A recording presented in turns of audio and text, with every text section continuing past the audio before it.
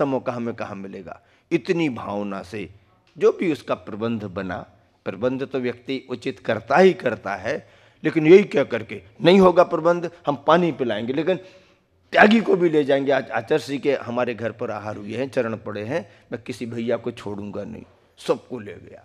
जो भी उसने किया, जो भी दिया, स्नेहपूर्ण आतिथ्य तो महत्व का होता ही होता है। और इस तरह से बहोरी बंद का ग्रीष्मकालीन प्रवास आचार्य श्री का बड़ा प्रभावनामय कई मायनों में रहा। और जबलपुर कटनी की समाज ने, सिहोरा की समाज, सिहोरा पास में ही है बहोरी बंद के, मुनि श्री प्रसाद सागर जी महाराज सिहोरा के ही हैं। उनके बाबा यानी पिता के पिता ब्रह्मचारी कल्याण दास जी का संदर्भ हमने पिछले दिनों में सुनाया था। बहोरी बंद के विकास में उनका बड़ा योगदान। उनके पिताजी स्वयं व्रती थे, प्रतिमाधारी थे और बहुत ही प्रसन्न स्वभाव भी थे। संघ में जब भी आते उनकी पहचान अलग ही दिखती। प्रसाद सागर जी महाराज जी भी इतने लंबे समय से, कितने लंबे समय से आज भी आचार्य श्री के पास में है, चरणों में है और संघ का ध्यान तो रखते हैं। खास करके त्यागी वृत्ति और समाज में कहीं कोई किसी को असुविधा परेशानी हो तो वो बहुत सहयोग करने का भाव भी, कराने का भाव भी रखते हैं। ऐसा बहोरी बंद का प्रवास आचार्य श्री का हुआ, बिहार हुआ। और उस वर्ष आचार्य श्री का चतुर्मास सन 2006 का चतुर्मास आचार्य श्री का अमरकंटक में संपन्न हुआ। उस वर्ष आचार्य श्री के निर्देशों से गोंदिया का पंचकल्याणक महाराष्ट्र में संपन्न कराया था। पंचकल्याणक संपन्न कराने के बाद आचार्य श्री का निर्देश हम लोगों के लिए मिला कि रामटेक में 24 के मुख्य स्थान पर सिंह द्वार का शिलान्यास होना है और आपको बिहार रामटेक के लिए करना है। उस समय जब कुंडलपुर में आर्यिका दीक्षाएं हुई थीं, उन 58 आर्यिकाओं में एक नागपुर की भी बहन थी और दीक्षा में उनका नाम आर्यिका निर्मदमती माता जी रखा गया। देवड़िया परिवार से थी। उनके पिताजी के बारे में सारी समाज ने ये कहा और सही भी था कि उन्होंने पैसा तो बहुत कमाया पर अपने हाथों से धर्म के काम में नहीं लगाया। मतलब बहुत संपन्न परिवार रहा है। देवड़िया परिवार आज भी सक्षम परिवार है, पर पिताजी ने बहुत पैसा कमाया पर दान पुण्य के नाम पर जरा भी नहीं लगाया। समाज में प्रसिद्धि थी। पिता का अवसान हुआ, बेटी ने व्रत ले लिया था, बेटी आगे बढ़ी और पिता के अवसान के बाद बेटी की दीक्षा कुंडलपुर में हुई। सबसे पहला दान उसके बड़े भाई ने, राजू देवड़िया, छोटा भाई पंकज देवड़िया, और ये सोच करके कि देखो पिता ने इतना कमाया, समाज में कभी कुछ दिया नहीं, आज हमारी बहन है घर छोड़ करके दीक्षा ले रही है, तो उसने पहला दान आचार्य श्री के चरणों में पहली बार ही आचार्य श्री को आशीर्वाद, आपका आदेश, रामटेक में सिंह द्वार का शिलान्यास होना है, 21 लाख रुपया तुरंत घोषित किए। उस परिवार का पहला दान रामटेक के नाम पर गुरुवर के चरणों में शुरू हुआ। लोगों ने कहना शुरू किया कि पिताजी जब तक थे दान निकला नहीं, कमाया उनने, अब बेटी ने दीक्षा ले ली, बेटे के हाथों से दान शुरू हो गया। पहला दान 21 का उसने किया सिंह द्वार के शिलान्यास के लिए। और उसके बाद से लेके आज तक दोनों भाइयों ने, राजू देवड़िया पंकज देवड़िया ने, कभी लौट करके देखा नहीं। आचार्य श्री के नाम पर, रामटेक के नाम पर, संघ के नाम पर, समाज के नाम पर, धर्म प्रभावना के नाम पर, हमारे चतुर्मास में तो उसने ये कह के रखा था कि कोई भी बोली कहीं पर रुकती है तो हमारे नाम पर 3 कर देना, हम हो या ना हो। कहीं पर यदि आगे बढ़ाना है और अपेक्षित कोई साहस वाला नहीं है और समाज को निर्णय करना है तो आप हम हो या ना हो 3 कर देना। और ऐसा पूरा कहाँ से कैसे दान का भाव बढ़ा जैसे रुका रहा हो पूरा। पिताजी के समय तो कोई, बल्कि रामटेक 24 में एक मूर्ति के लिए भी उनके पिताजी को प्रेरित किया गया, आचार्य श्री के पास तक ले जाया गया। लेकिन हाँ, हम बाद में आचार्य श्री से बात कर लेंगे। और ऐसा कह करके यहाँ घूम फिर करके वापस आ गए। 24 में प्रतिमा नहीं। बेटे ने शुरुआत कर दी। द्रव्य दान किसने कमाया, किसके हाथ से लगना, किसको पता है। और इस तरह रामटेक में 24 के सिंह द्वार का शिलान्यास हुआ, आचार्य श्री के आशीर्वाद से हुआ। कुछ समय प्रवास हम लोगों का रामटेक में रहा और आचार्य श्री के निर्देशानुसार नागपुर के लिए बिहार हुआ। गुड़ी पाड़वा की तिथि में, जो महाराष्ट्र में शुभ मानी जाती है, विशेष मानी जाती है, उस तिथि में रामटेक से विहार करते हुए नागपुर में परवारपुरा मंदिर में हम लोगों ने प्रवेश किया। शहर बहुत बड़ा है। ग्रीष्म काल में कार्यक्रम और सब जगह जगह कॉलोनी कॉलोनी कॉलोनी कॉलोनी, सभी जगह समय दिया, सारी समाज को जोड़ा, अच्छे कार्यक्रम कराए। और परिणाम ये निकला कि आचार्य श्री ने हम लोगों को नागपुर में ही चतुर्मास करने का संकेत दिया। सिद्ध चक्र महामंडल विधान अष्टानिक में आयोजित हुआ। विनय भैया को आचार्य श्री ने संकेत दे करके भेजा और बड़े रूप में सिद्ध चक्र महामंडल विधान संपन्न करा के उसी में चतुर्मास की नागपुर में स्थापना हुई। शेष विशेष वार्ता आगे करेंगे, समय आपका हो गया है। महावीर भगवान की तो उसमें हित की भावना प्रमुख होती है।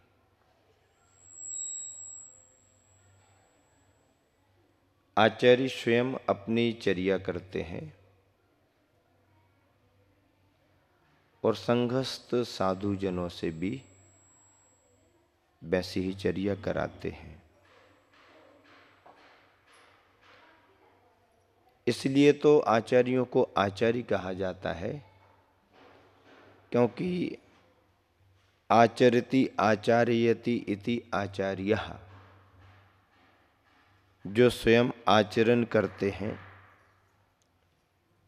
और दूसरों से यानी शिष्य समुदाय से भी आचरण कराते हैं, वो आचार्य कहलाते हैं।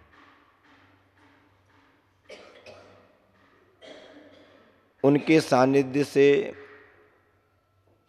दूसरों को लाभ तो मिलता ही मिलता है, यथार्थ में वास्तविकता में वो स्वयं अपना लाभ अपने लिए लेते रहते हैं।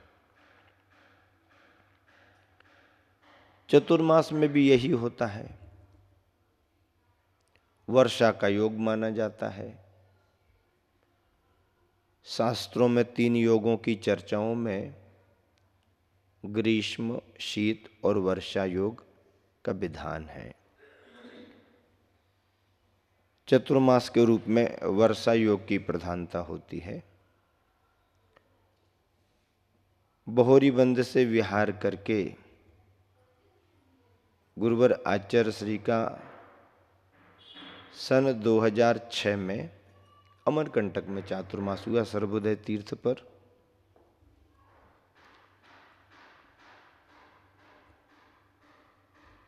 सन 2007 का चातुर्मास आचार्य श्री का बीना बारे हुआ। 2008 रामटेक जी में हुआ। 2009 का अमरकंटक में हुआ और पुनः 2010 का बीना बारे में हुआ। ऐसे चतुर्मास आचार्य श्री के हुए।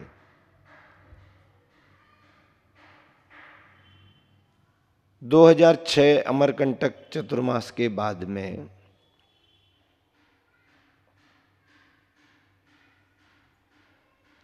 आचार्य श्री ने शीतकाल ग्रीष्मकाल बिताया ही होगा और बीना 12 में 2007 का चातुर्मास हुआ। बीना 12 स्थान सागर जिले में बड़ी देवरी के निकट, बड़ी देवरी से 8-9 किलोमीटर की दूरी पर ऐसा है। बहुत पहले जब आचार्य श्री के साथ में गए थे तब के क्षेत्र में और इस समय के बीना वाले क्षेत्र में बहुत अंतर है। हालांकि बीना वाले क्षेत्र तो हम लोगों के लिए, जैसे आप लोगों को अंधेश्वर, नौगामा और आसपास के स्थान है, वैसा है, क्योंकि बड़ी देवरी के पास ही नन्ही देवरी भी है। और उस इलाके में ये क्षेत्र एक तरह से हर पर्व त्योहार पर पहुंचने और भावना भाने के क्षेत्र माने गए। साधन उस समय थे नहीं, बैलगाड़ियों से लोग जाते थे। छोटे छोटे याद है, बैलगाड़ियां तैयार हो गई गांव से, बसों से जाना है तो फिर सागर जाओ, सागर से फिर बसें, फिर दूसरी तरफ जाओ, उल्टा घूम करके जाओ, रोड से जाओ। यहाँ से तो सीधे बैलगाड़ियाँ तैयार हुई। समाज के बहुत लोग जाते थे, उस समय वही साधन अच्छे माने जाते थे। रहली, पटनागंज, बीना, बारह ये बहुत निकट के क्षेत्र हैं। कुंडलपुर के बड़े बाबा उस इलाके के एक कम से कम साल भर नहीं तो दीपावली पर लाड़ू चढ़ाने तो जाना ऐसे क्षेत्र माने गए। आचार्य ने जब सन 80 में बिहार किया था तो हमारा एक तरह से निवेदन और बातचीत का क्रम भी बीना वारा से ही शुरू हुआ था। सागर से बातचीत हुई थी। ब्रह्मचारी अवस्था में भी आचार्य के साथ बीना बारे में लगभग 1.5 माह 2 माह शीतकाल में भी रहने का अवसर आया। मुनि अवस्था में भी रहे। शांतिनाथ भगवान मूल नायक के रूप में वहाँ पर खड़गासन प्रतिमा में है। एक बीना बारे क्षेत्र की किंवदंती रही, जो बड़ी प्रतिमा दीवाल में थी, पाषाण की तो नहीं थी, मिट्टी और पुराने मसाले की थी, काफ़ी वर्षों की रही। क्षरण वगैरह भी उसमें होने लगा था। हर वर्ष लोग लेप करते थे और उसमें कुछ ऐसा करके उसको यथावत रखते थे। लेकिन मिट्टी आदि के मसालों की स्थिति भी रहती है, पाषाण अलग है, बाकी ये अलग। तो उसमें भी क्षरण हो रहा था। और उसी बड़ी प्रतिमा के नीचे, जिसको महावीर भगवान कहते थे, नीचे एक पाषाण की चंदा प्रभु भगवान की प्रतिमा थी। और महावीर भगवान और चंदा प्रभु की प्रतिमा होने पर लोग किंवदंती में ऐसी कहा, मामा भांजा का मंदिर। अब कहाँ मामा भांजे का है, महावीर भगवान कहाँ, चंदा प्रभु भगवान कहाँ, मामा भांजा, ऐसा। उस समय ये बातें समझ में नहीं आती थी। बाद में ऐसा ख्याल में आता है कि हो सकता संभवतया एक प्रतिमा मामा ने तैयार कराई हो, एक प्रतिमा भांजे ने तैयार कराई हो, और इस तरह से मिल करके मामा भांजे ने प्रतिमा स्थापित कराई हो, मंदिर बनवाया हो, तो मामा भांजे का मंदिर है। एक क्षेत्र पर हमको सास बहू का कुआं मिला। सास बहू का कुआं। अब सास बहू के कुएं का मतलब क्या है, जानकारी ली, खोजबीन की गई, तो ऐसा कहा गया कि सास ने कुएं को खुदवाने की, बनवाने की भावना रखी। अपना द्रव्य लगा करके कुआं बनवाना था, पर बनते बनते कुआं बढ़ गया, खर्चा ज़्यादा आ गया। तो उसने बहू से कहा कुछ अपना भी सहयोग कर। बहू ने भी सहयोग किया, तो दोनों के सहयोग से सास बहू का कुआं ऐसा बन गया। मामा भांजे का मंदिर कहलाता है। अब मामा भांजे का रिश्ता तो महावीर और चंदा प्रभु में संभव ही नहीं है, लेकिन मामा भांजे के मंदिर के नाम से था। आचार्य श्री का ध्यान उस पर बहुत था। आचार्य श्री के कई बार प्रवास हुए, चतुर्मास हुए। मूर्ति की स्थिति देख के आचार्य श्री के मन में आया कि इसको कितना भी सुरक्षित रखा जाए, समय पा करके ये सब मसाला गिरेगा। वहाँ पर अभी मार्गदर्शन में आचार्य श्री के नई प्रतिमा मॉडल तैयार हुआ और पाषाण की प्रतिमा बन करके वहाँ पर स्थापित की जा रही, ऐसा हमने सुना है।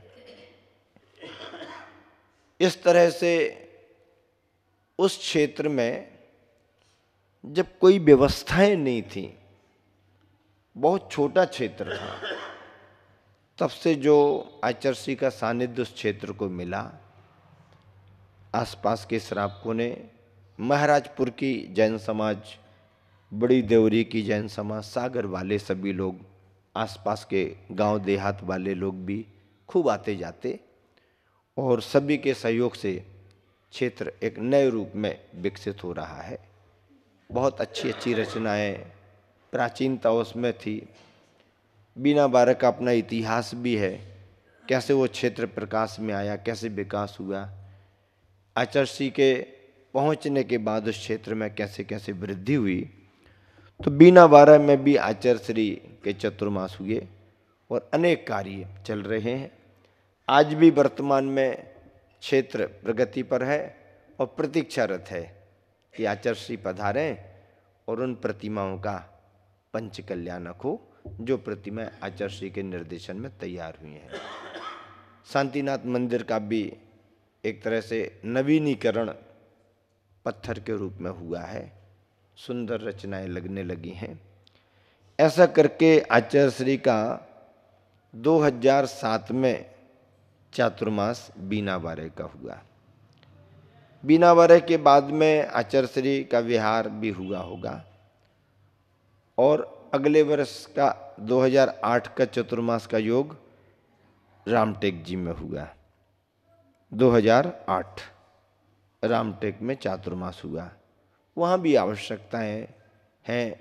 मूल नायक शांतिनाथ भगवान, पार्श्वनाथ भगवान की प्रतिमा बड़ी पुरानी, 24वीं का निर्माण कार्य चल रहा था। आचर्षी के निर्देशन में बहुत अच्छे रूप में सब काम चल रहा। 2008 का चातुर्मास रामटेक जी में आचर्षी का हुआ, और पुनः विहार करते हुए 2009 का चातुर्मास अमरकंटक में हुआ। अमरकंटक भी एक नया उदित हुआ क्षेत्र है। सर्वोदय तीर्थ के नाम से उसकी प्रसिद्धि हुई। बड़ा निर्वाण कार्य वहाँ पर भी चल रहा है। मूल नायक आदिनाथ भगवान के रूप में वहाँ बड़ी प्रतिमा बन करके तैयार है।